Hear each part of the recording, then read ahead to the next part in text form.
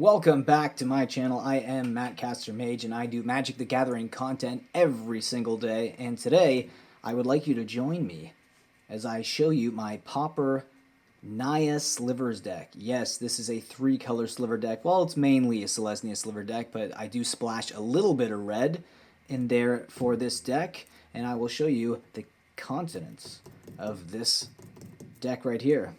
Okay, so let's put this aside. I'll show you my land base right now. So my mana base is right here. We do have plains, and I run 4 plains, sorry. Wow, I can't count today. And I do have the equivalent for forest, 4 forests. And I do have 2 mountains.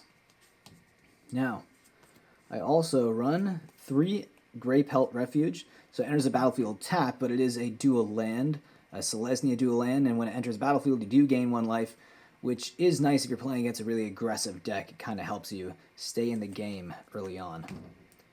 Okay, and then I do have Tranquil Thicket. It is a green land that comes in tapped, but I like it more for its cycling ability. So you can basically just cycle it, throw it in your graveyard, draw a card. I think that's a nice ability to have. Also gives you that nice little bit of extra card advantage in a deck like this, which is pretty aggro. It's good to have at least a little bit of card draw.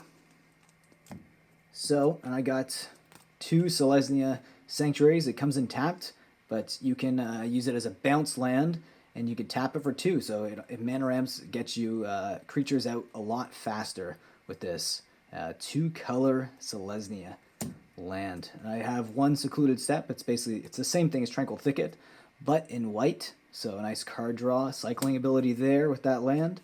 Then I do have some Evolving Wilds because it is a 3-color land base, and it is basically a fetch land in Pauper. So really, really useful land. Obviously, you sack it and you search for a basic land, put it on the battlefield tapped. And here's my only sorcery that I have in this deck. I do have 4 Lead the Stampedes.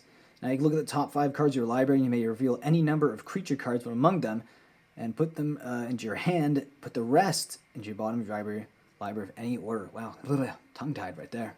So I run 4 of those. Great tutor for any sort of tribal deck. I think it's great. And we do have our first pump-up slivers. We got 4 Sinew Slivers. It gives all your slivers +1/+1. I have a playset of these. Very good. And then I have another playset of the same card, basically in green.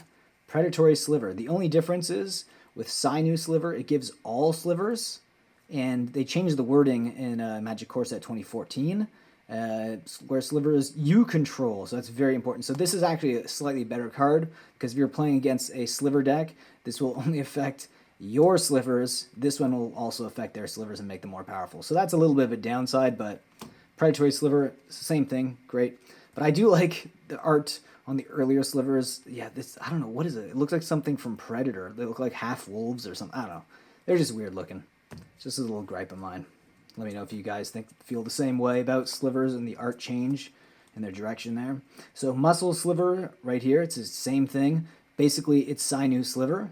It gives all slivers +1/+1. And this is all the way from Tempest. Very old school sliver here. Really nice. So I run a playset of those. I also run a playset of Plated Slivers. Now, this just basically gives your slivers a bit of a butt. It gives +0/+1, but it's a nice 1-drop sliver. That is a white sliver. Not bad. You like it? I just like the art too. The way it's just wrapped around that rock. Very nice. Playset of that. And we do have another playset of Virulent Slivers. These give all your slivers poisonous, so you can win with a bit of infect damage instead as an ulterior way to win. Actually, you'll win a lot faster if you can get that poison damage in there. So I run a playset of those. And I do also run a playset of Gemhide Slivers, because it's important if you're running a 3-color deck to have some sort of mana fixing, and these slivers help you mana fix. So they tap for 1 mana of any color. And you can add that to your mana pool. So I run 4 copies of this card. This is a very useful card. Trust me, playing this deck, very, very useful. One of the most useful cards in this deck. Okay, and then I have a playset of Sidewinder Slivers. Now, this is also very important because it's a 1-drop sliver. It is a 1/1, but it gives all your slivers flanking. So basically, whenever it blocks, it deals a -1/-1 until end of turn. So it can actually kill your opponents while blocking. Pretty nice. And it gives, obviously every sliver shares the same ability, so it's great to put that with all your slivers. And then I do have 2 quick slivers. Now this is just nice to play to give your slivers flash. You could play your slivers on your opponent's turn. I find it to be fairly useful, and it's only a 2-drop, so it fits with the color theme as well. So I do run 2 quick slivers in my deck as well. Okay, and then we do have just one. It's a Two-Headed Sliver. It's a 2-mana red sliver, and all slivers have, this creature can't be blocked by 2 or more creatures. So essentially, this sliver gives your slivers menace. Well, all slivers. So if you're playing against a sliver deck, again, there's a bit of a downside based on the wording of your slivers, whenever they were printed. M2014 forward, they have slivers you control. Anything before that was all slivers. So very important distinction. But yes, 1/1, and it gives all your slivers menace. And our last sliver in this deck is Heart Sliver. Really, really powerful sliver, and it's one of the reasons why I splashed that red in there. I just thought this is a very powerful sliver to have. It is only 1/1, but all the slivers share the same ability, so it doesn't really matter, especially with so many pump-up slivers.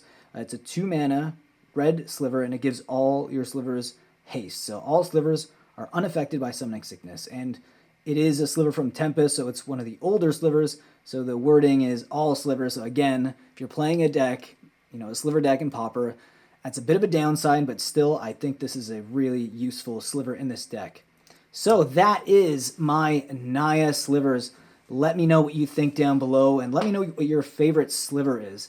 And if you do play Pauper, what's your favorite deck, and which deck are you using right now? I think it's a really fun format, very cheap.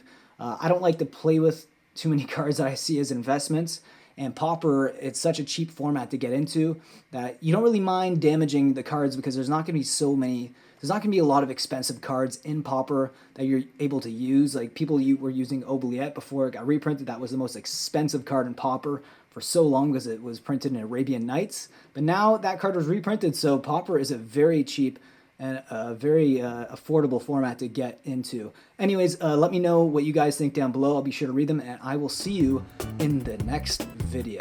Being a patron will help me produce more market movers and add to the funds that I will use for my random buys, and also to my coffee fund, because I drink a lot of coffee for these videos. And here you can see a link below in the description that will give you all the tiers and what you get in each tier. So I hope you guys click and think about joining. And with that, I'll see you next video. Think about supporting the channel in that way. If not, subscribe, like, leave a comment, and I will see you again in the next video.